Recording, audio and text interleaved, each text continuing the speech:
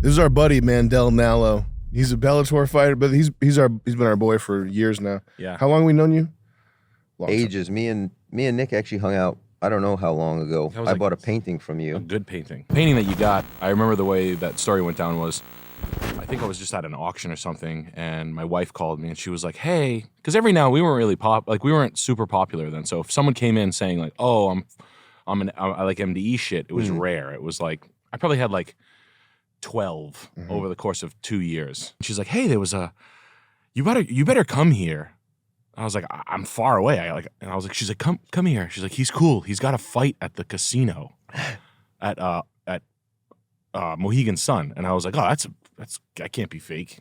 So I'm like doing like 100. I actually have a video of me driving like 100 on the way there. And then you were gone. You bounced. You had just won. It was the fight where you kicked the guy in the head and like won in like 1 second. Yeah. I made it on the World Star with that knockout. Nice. Yeah. Let's pull that up, Chris. Yeah, that was great. And I could find that quickly. You know what I mean? Like I'm in the business of like, who is it? Yeah. What? So within like, by the time I got home, I knew who you were. Like, and I was like, oh, that's kind of a big deal. Is it with Carrington Banks? Yeah. Okay. What's Carrington Banks up to now? Do you ever think about that? The winds of MMA blow you in all sorts of places. Yes, I have in the past, but no, not really. Like you're kind of in this time sequence where nothing exists. Like I don't consider the guy even a person as I fight him, and then he's just gone to me after that. Because otherwise, it might fuck you up. Yeah. You know, who's the very sartorial boxer? Black guy who from England. Is it Eubank? Yeah, Chris Eubank. Yeah. He messed a guy up real bad. The guy had a brain bleed and I think either died or became retarded after their fight. Yeah. And he never boxed the same after. Yeah. Like I think it does. Like it does affect you if you're not like there are a lot of freaks in fighting, but there are a lot of normal guys. And I think if you're a normal guy, it would fuck you up to think like, oh, that guy's life is ruined now. That would fuck, yeah. Is it towards the end? I'm assuming it's towards the end here. Yeah. My shorts don't even fit in this fight. How big they are. You also see Nallo. Shit. Yeah. That says like much bravado as I've ever had in a fight. Side of that, but you also see Nallo. Is there the front angle? What? Is there is the front angle.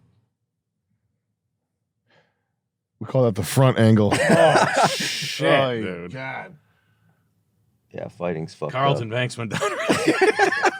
This sparked a feud on World Star. My friends were showing me because I'm a light-skinned guy and he's a full dark-skinned guy. Oh, so they were getting... And this definitively proved that light-skins can outfight dark-skins in a pinch. Damn.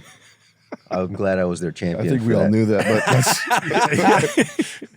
I didn't even know what it. can't they do? Sing, act, rap, fight? Y'all dark skins. Motherfucker! This motherfucker! Yeah. This cannot be. You cannot. You do not. You do not. Hit me with a knee, I will duck. You try hit me, motherfucker.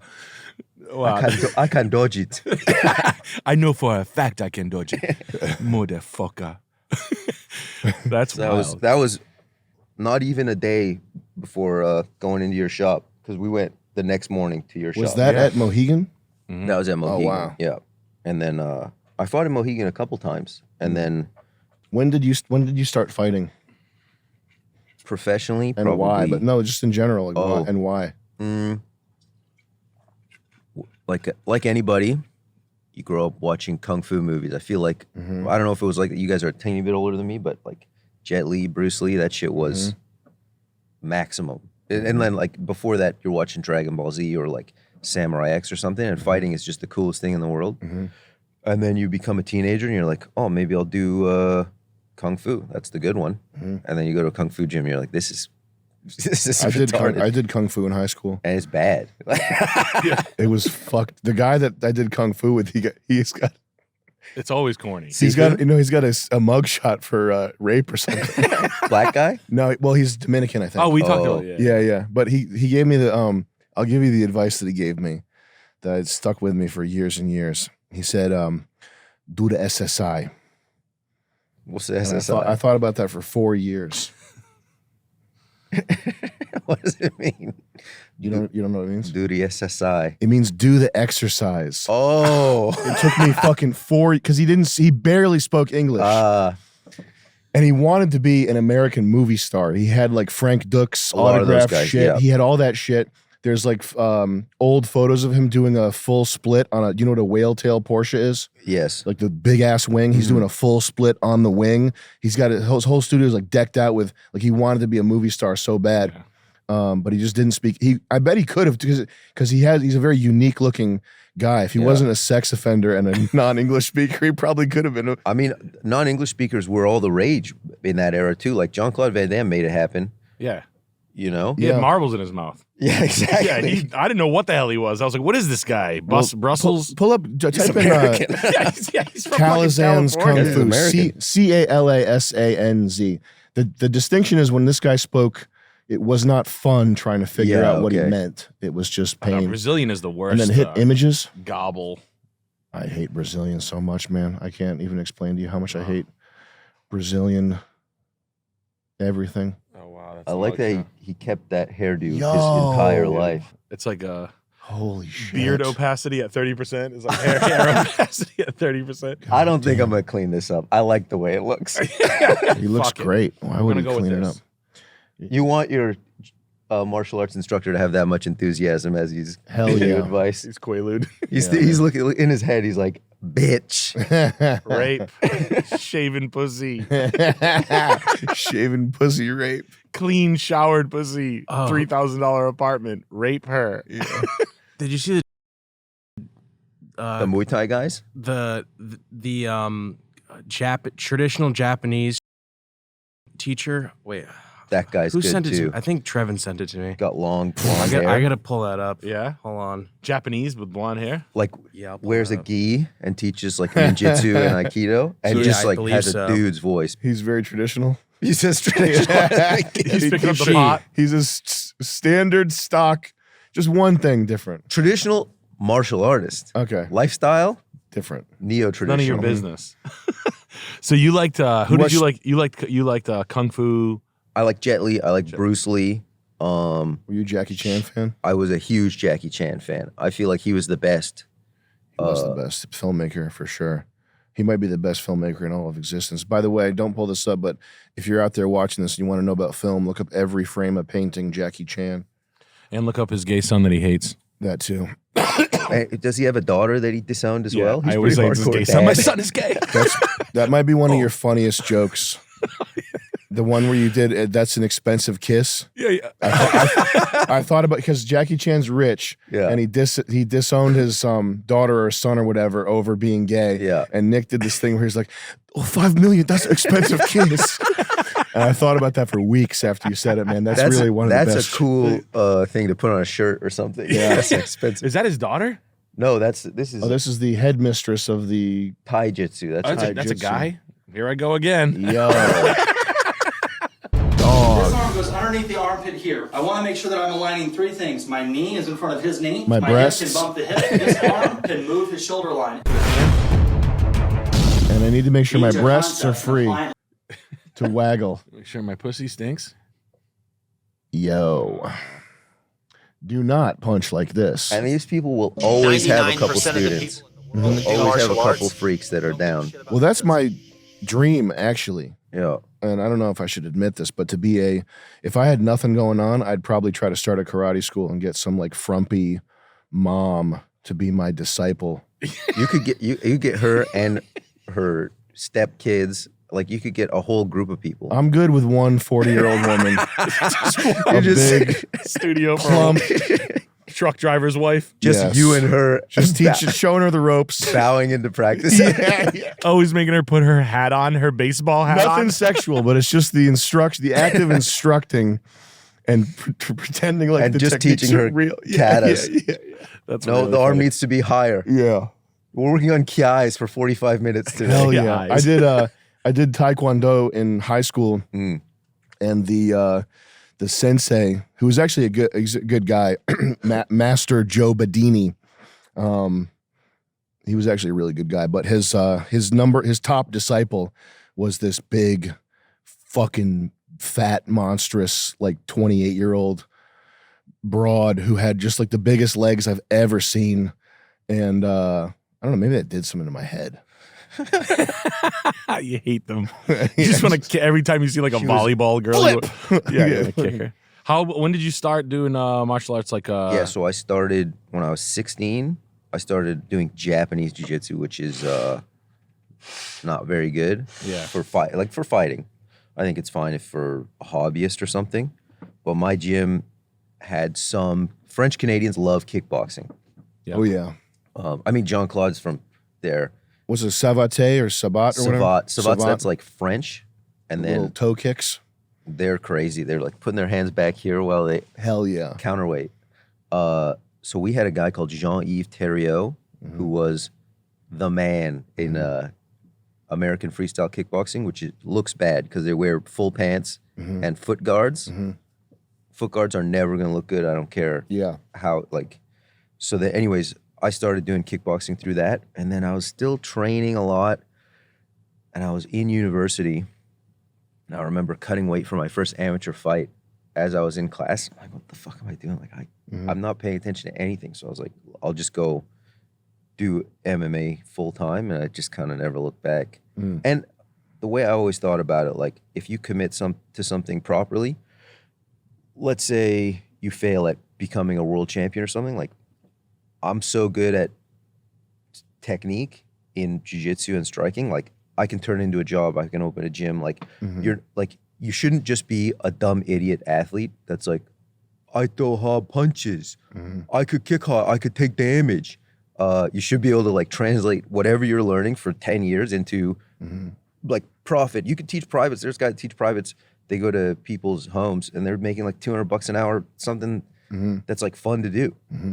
Instead of like, a lot of guys retire and they're like, I guess I'll go be a laborer. Yeah. You know, like, why? You just got really good at something. You spent your whole life. And like, it's a real skill. Yeah. Everybody needs to learn how to not defend themselves necessarily, but like feel like they can handle themselves. I think if you don't have the capacity for physical violence as a man, you're kind of useless. It definitely You got to be able to do something. definitely puts you in a different group of people. Yeah. Yeah. You know what's sad is it is a bad thing that back in the day people were learning stuff that did not work in an actual fight. Yep. But it's kind of sad that like the golden era of kung fu, like wild shit. Yeah. Like the first UFC. See, it was the first UFC. It was like a good and a bad thing. It was bad because it led to this like homogenization. Yeah, everything's been like all the fluff has been filtered out. Now it's like you're kicking the calf. Yeah. And you're taking people down. But it was so cool because it was like the movie. You ever seen the Tekken tournament? The movie The Quest? Yeah. Yeah, it was a Tekken tournament. It was all styles coming together to see. Like oil can guy comes out. Hell yeah. And like, Hell yeah. like, ah! Yeah, like, man. Like African guy comes out and he's got leaves on his dick. Hell And then like two Chinese twins. That's surfer dudes here. That's the coolest shit ever to me in my mind. I love The that. Quest like rocked me when I was a kid. The Quest specifically was because it was like every other, it was like Kickboxer and Bloodsport and all that. yeah. But the distinction was that it was every style come together. So there was African guy, there was Chinese guy. The Chinese guy's doing like monkey, and there's like a big dumb American in the crowd who goes, "Hey, he's a monkey now. Now he's being a tiger." It was like, and there was like a Russian, a Mongolian, and they were all doing different shit. That's why it was so fun to watch. Biker was there. Yeah. Like dumb. Like he's drinking beer before this. Like the Aikido bitch. Yeah, man. The ninjutsu girl. And that that mystique, once that kind of got exposed, like, it really is a shame because martial arts are beautiful. Like if you look at like good kung fu guys or good, like wushu is like amazing to watch. Have you seen that? That's my art. Have you seen the Cali guy, the big fat Filipino that just kind of slaps his students around in the face? Those guys rule. Yep. But like if you get to the top level of martial arts, like good karate guys, they look cool. They're just not great for the rule set and, you know, fighting in a cage. Right. But there's still merit to them. And I think everybody, first of all, I think people took advantage of like, I'm crew Randy and I'm going to teach Muay Thai in this small town and rip people off. So there was that. But there's also just people being like, I want to fight. So like anybody that might have been siphoned off into doing something a little more, not cool, but like less self-defense based and more just like beautiful. Aesthetic, cultural. Exactly. Like there's way less attachment to that. Now it's just sport. Like you might as well be signing your kid up to play football. Football is like that. Yeah. Oh, it's getting different, but the league is changing and they're catering to like amazing catches. You know, but there is something to. It's getting homogenized. The player is getting worse. Like the psychology of the player is getting annoyingly bad, and it will translate to. NBA did it, like you know. Anyway, they're gonna cannibalize themselves because people are just less interested in the. If the UFC doesn't shut the fighters up, soon people will stop watching. They'll be like, enough. That's enough of that. That's enough. That's why I think boxing as a spectator sport, to me, is cooler. If you're like deep into boxing, because within boxing, it still has that like. There are these distinct styles within boxing where like, oh, a Russian boxer is going to fight like a Russian. Cuban's going to fight like a Cuban. So you get a little bit of that while it is still all boxing and you need to kind of go down the rabbit hole to appreciate it. You get more of that than in MMA where pretty much everybody fights the same. Yeah. That's something that I think about a lot. I think that limitation is necessary to yield creativity. Like you need limits. And with boxing, it's two hands, body, head. And you don't get access to these things that can like level the playing field or make it so that like a calf kick is a trump card. Like it doesn't matter what your style is or what the other guy's style is. If you have like a lightning fast calf kick, all of a sudden it's like the fight is just calf kicks, that type of thing. And boxing is not like that. Yeah, nobody's like, oh, this guy's got a great shovel hook. He's unstuck, you know, like everybody's got options against it. They've all seen a million things. And look, I love calf kicks. My last, 3 fights, I think I've ended with calf kicks. So for sure, don't. Well, you got to win. Don't knock till you try it. What about? What do you watch more of though? Do you watch more boxing or more MMA? I watch more MMA just because you got to stay with it. MMA is still growing a little bit, so you got to know like what the best guys are up to. For sure. Who do you like a lot? As a fighter? Yeah. I like guys that are effective without being like standard. I think like all time, George George had a big impact on me because we trained at the same gym and he's like to me the best. But I always was a huge BJ Penn fan. He's probably my favorite fighter. And then now, probably like a guy like Dreykus who like he fights fucked up. He looks like he doesn't know how to do anything. Just falling into you, making it messy. I like guys who I know they'd be hard to fight. Like Alex Pereira is another guy who like he's hard to fight, even if he doesn't look like he's doing the perfect shit. I'm not a big fan of like guys that are just like full on nerds, super clean. Like BJ Penn was one of those guys coming up. Everybody like he had the reputation of like that was when I was watching it kind of a lot when I was younger. I was doing the Boss Root and mixtapes on a bag. Okay, we're going to do palms, like not palm strikes, but 1, 2, then kicks. It was just really fun. I really liked doing it.